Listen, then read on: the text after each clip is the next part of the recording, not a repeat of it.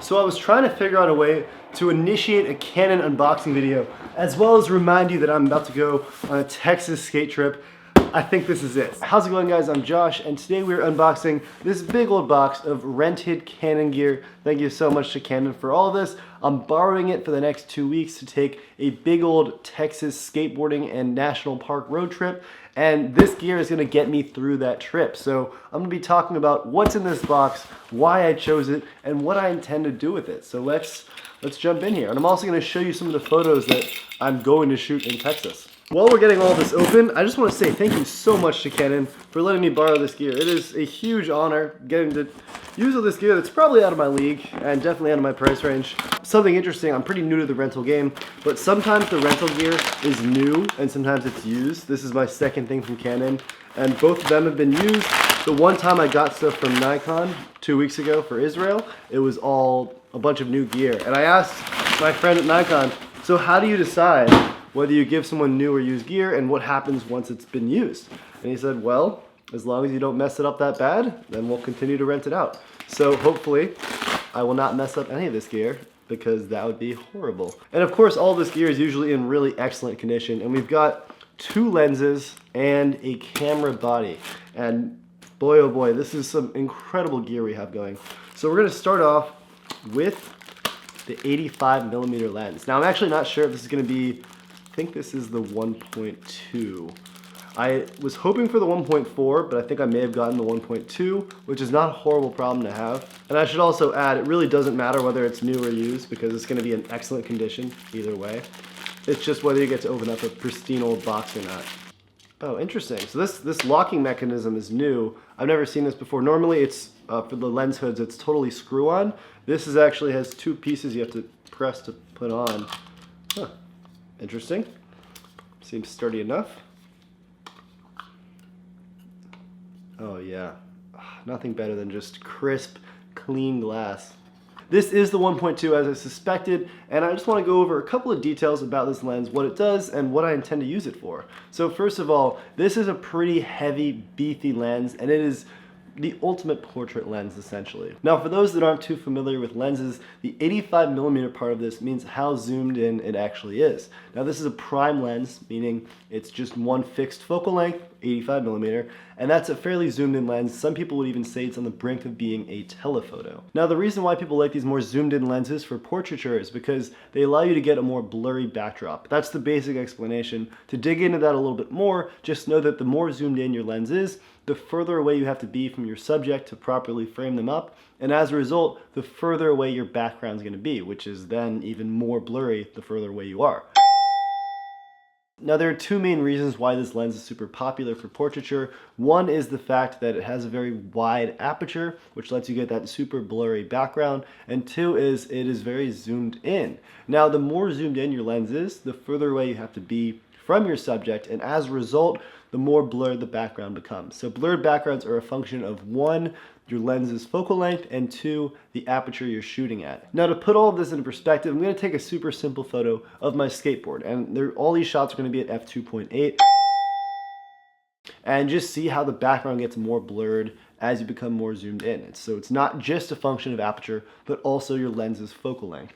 Now, my main plan for this lens is just to take a ton of portraits, because it is such an incredibly fast lens, especially unique because there aren't that many lenses with such a large focal length that are this fast. A lot of lenses around this focal length, like the 70 to 200mm, are 2.8, but not much are 1.2. That's wild, actually. So I'm very excited for this lens. Now, I should say, if I were to buy an 85mm lens, I would probably go with the 85 1.4 from Canon. And the reason being because, first, it is a very new lens, and as a result, it's got a lot of the benefits of newer Canon technology. So it has image stabilization, which does not exist on the 1.2. It also is a little bit lighter, even though it's larger. And the biggest thing is that it focuses much faster than the 1.2. All really great things. Now, as far as price point goes, the 1.2 is the most expensive, coming in at $1,830 is the best I could find it for. Photography is a rich man's sport, as I always say. I know it costs an arm and a leg. The slightly cheaper version is the 1.4, which comes in at $1,600, and I would definitely go for that, mainly for the fast focusing and image stabilization. And then the way cheaper option that is a very old lens, but still not a bad option, is the 85mm 1.8, which you can get for, I believe, $300. This is definitely a costly lens that you might be better off renting for certain shoots. If you're interested in buying it or renting it, I will put links down below. Anyway, on to our next lens that also costs an arm and a leg, the 16 to 35mm wide angle Mark III. So this is a beast of a lens that I have dreamed of buying. I actually do not have a full frame wide angle lens yet, and this is definitely the one I've had my eye on. So Canon has had 3 versions of the 16-35, and this is the newest one. Now, the main difference between the Mark II and the Mark III is primarily sharpness. Now, the biggest complaint people say about the Mark II, which is still an incredible lens, is just that it is a little bit soft around the corners, whereas this has solved that problem, and it's nice and sharp at all points, which is very cool. So if you're looking for a 16 to 35, this is Canon's creme de la creme at 2.8, the Mark III. There's also a 16-35 f4 that Canon makes that's only $1,000, whereas this is a hefty $2,000. And the Mark II is, I believe, $1,300. Another big downside for the Mark II, and what has been corrected apparently with the Mark III, is the chromatic aberration. Apparently the Mark II has some big chromatic aberration issues, especially around the corners. Now, for those of you who don't know, chromatic aberration is when you have those purple and green lines around the edges of your subjects, and the more technical definition is when the color wavelengths are unable to align on the same focal plane. Now, basically, you can remove this in Photoshop a little bit in Lightroom, but it's hard to remove it in its entirety. It's a bit of a struggle, and it's nice just to not have to battle with that. And some lenses are known for having more chromatic aberration than others, and supposedly this lens has solved this issue. Now, 16-35 is very wide. Now, typically for skateboarding, you'd want to use a fisheye, but I think that this is going to do the trick. It's pretty wide still, and it's going to get me some beautiful images, so very excited about this guy. I'm still on the fence between the Mark II and the Mark III if it's worth the extra $700. A lot of professionals will always say if you eventually intend to get to the top tier lens, just buy it immediately so you don't end up wasting money having to buy and then sell lenses. But I'm not sure. I'm still not entirely sure. This is the danger in renting and testing out incredible lenses. It basically just makes you fall in love with them and then breaks your bank. So anyway, on to our last piece of camera gear. Hold on, we'll build up the suspense for it by showing you guys we got a little charger operation, we got some batteries, and drum roll for the camera body that I will be bringing on this trip, the Canon 5D-SR. This is a beast of a camera, both price point and performance wise. This is a $3,700 camera body, which is worth probably more than all of my organs times 5. I'm not entirely sure. I have to price that out again. But this is a beast. It takes a 50.6 megapixel image, which is insane. Now, to put things into perspective, crop sensor cameras tend to be between 18 and 24 megapixels. My camera, the 6D Mark II, is 26.2 megapixels. The 5D Mark IV is 30.2. And this is 50.4. It is a massive image size, which basically means, one, you can crop in quite a bit. Now, typically with a crop sensor, I used to try shooting my images very tight, exactly how I wanted them framed, because I knew that if I had to crop them a bit, I'd lose a lot of information and the file would become quite small. Now, something incredible with having such a large file size is I could crop this a lot and still have a very large, acceptably large and sharp image. Which is huge. Basically now I can shoot my images kind of loose and not have to worry too much about cropping in. This is really bordering on medium format level image sizes. Now, this body is an interesting one in that it's not going to do everything I want it to do. And I actually cannot use this as my sole camera on this Texas trip. So I'm going to start off with the issues of this camera and then go into why I like it. So major issues is, first of all, the frames per second is pretty low. It shoots at 5 frames per second, whereas my 60 Mark II shoots at 6.5. And this is a $3,700 camera.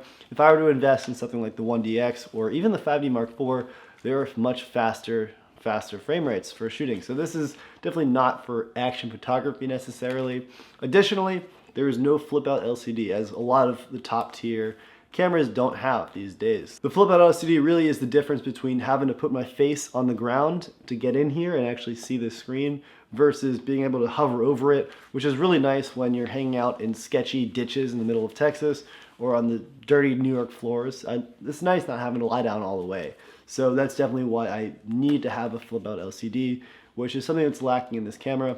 And a major downside is its video is just quite lacking. So while the 5D Mark IV has 4K video, this guy only has 1080p video at 30 frames per second, not even 60. If you wanted to shoot 60 frames per second, then you're shooting in 720p on this, which is kind of lackluster compared to some of the other cameras on the market right now.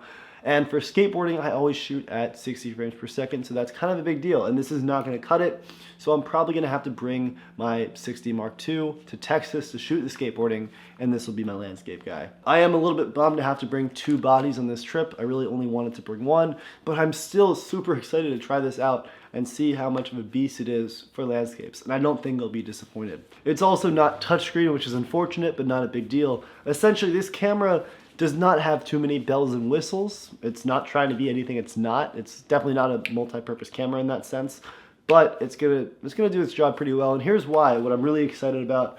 First of all, it has a built-in intervalometer.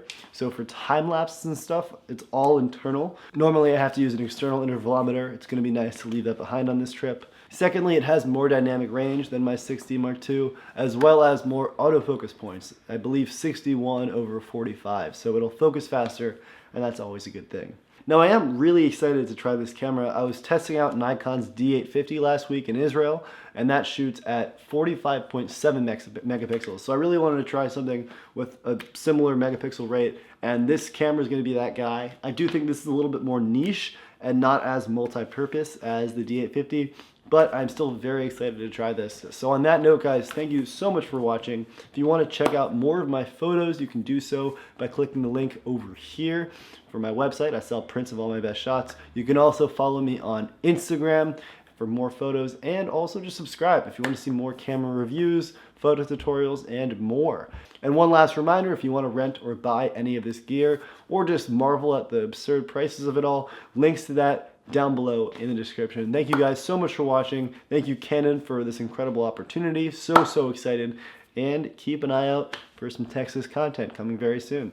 Thank you guys so much for watching, and I will see you eventually. I'm gonna go eat some pad thai tofu.